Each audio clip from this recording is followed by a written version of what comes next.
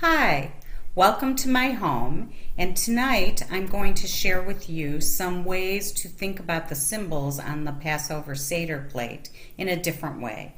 I don't know about you, but I have always loved Passover. I have many traditions that I brought from my family of origin and many traditions and memories that I created with my family as well.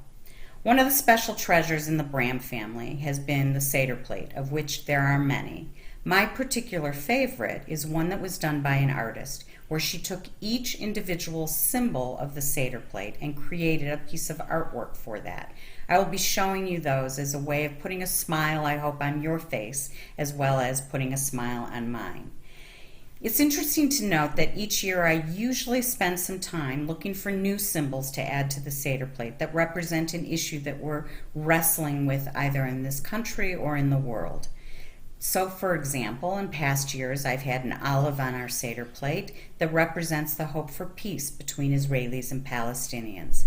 This year, my feeling was that we didn't need extra symbols. Instead, I wanted to take the challenge of looking at our current Passover symbols on our Seder plate in a very different way. And so I appreciate your taking this journey with me.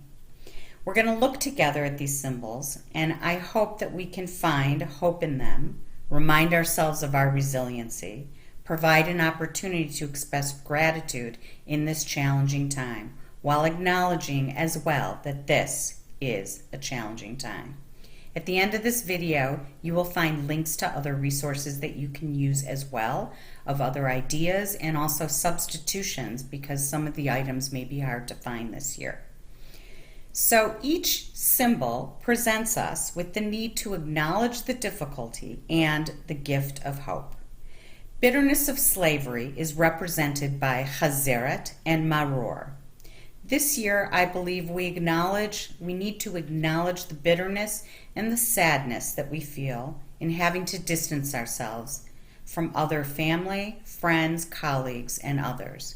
We understand the importance and the need for this, but I think it is also important to acknowledge that. Chazeret traditionally is represented by a piece of romaine lettuce.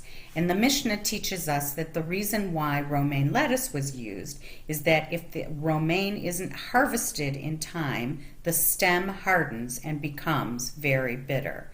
Trust me, our mitzvah garden volunteers will not let that happen. The artist, sorry for the camera here, represents the chazeret between two pieces of matzah, which is adorable. Maror. How many of us have taken the challenge by a relative at the table during Seder to eat the whole teaspoon of maror or take a big bite out of the hunk of the horseradish root? We took the challenge, and while the bitterness consumed our entire body, it eventually dissipated. Let us this Passover, as we consume the bitterness of maror, acknowledge the challenging time in our country and our world. As we take a bite of the chazeret and the maror, let us acknowledge that we are not alone in this time, but rather we are more interconnected than ever before. And the artist shows the maror with the slave on the bottom carrying it. Two symbols of hope on the Seder plate this year are beitzah, the roasted egg, and karpas, the parsley. A roasted egg is added to the Seder plate to represent the festival offerings brought to the temple in Jerusalem in ancient times. The egg also represents the rebirth of spring and of the Jewish people.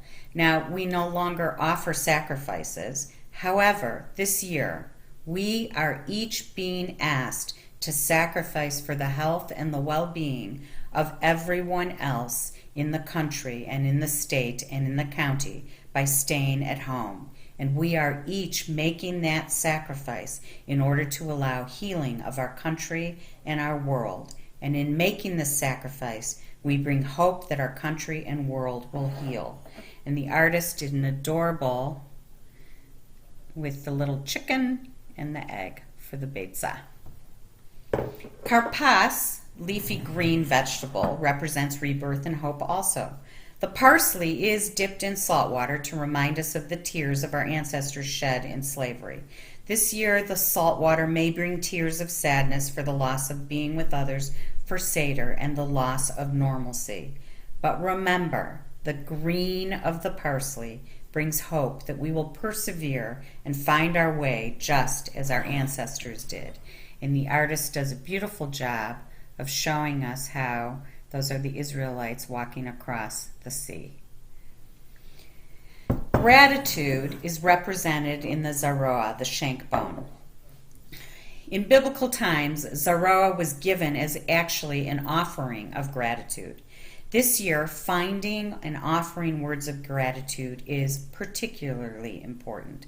So as you lift up your shank bone this Passover, share words of gratitude not only with those around your table, those in your Zoom or your Facebook, but also, or FaceTime, but also share gratitude with the grocery store worker, the mail person, the delivery people, the nurses, and the doctors. And the zaroa has a little lamb and a platform. Resilience. Resilience is represented in charoset, the mixture of that fruit and nuts that remind us of the mortar our ancestors used as slave. Mortar, interestingly enough, is known for its strength and endurance. As a Jewish people, our history was basically created the word resilience. Harvard University psychologist George Valiant suggests that resilience can be understood as a twig with a fresh, green, living core that springs back and continues to grow after encountering pressure. This year, I will be eating my Hillel sandwich with moror, acknowledgement of this time in our world, a large serving of charoset that reminds me of how resilient we are, and I will add a sprig of parsley that brings with it the hope that we will spring back and grow from this challenging time. Wishing you all a meaningful Passover.